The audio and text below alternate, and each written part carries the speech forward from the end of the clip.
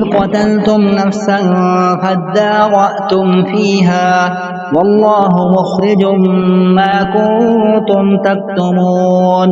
فقلنا اضربوه ببعضها كذلك يحيي الله الموتى ويريكم آياته لعلكم تعقلون ثم قست قلوبكم من بعد ذلك فهي كالحجارة أو أشد قسوة وإن من الحجارة لما يتفجر منه الأنهار وإن منها لما يشقق فيخرج منه الماء وإن منها لما يهبط من خشية الله وما الله بغافل عما تعملون أفتطمعون أن يؤمنوا لكم وقد كان فريق منهم يسمعون كلام الله ثم يحرفونه من بعد ما عقلوه وهم يعلمون وإذا لقوا الذين آمنوا قالوا آمنا وإذا خلا بعضهم إلى بعض قالوا أتحدثونهم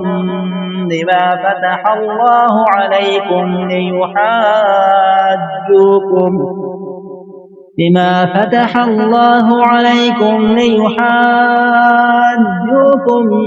به عند ربكم أفلا تعقلون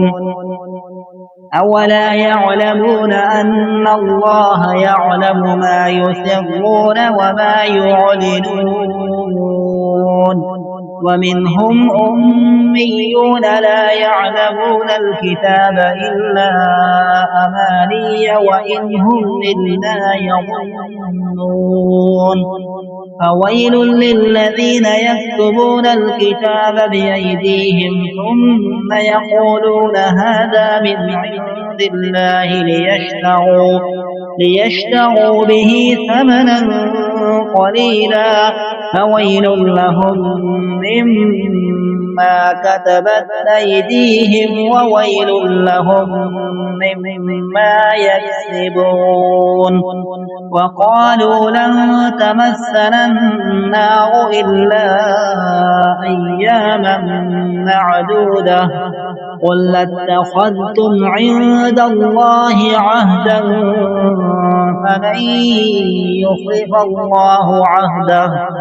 فلن يخلف الله عهده أم تقولون على الله ما لا تعلمون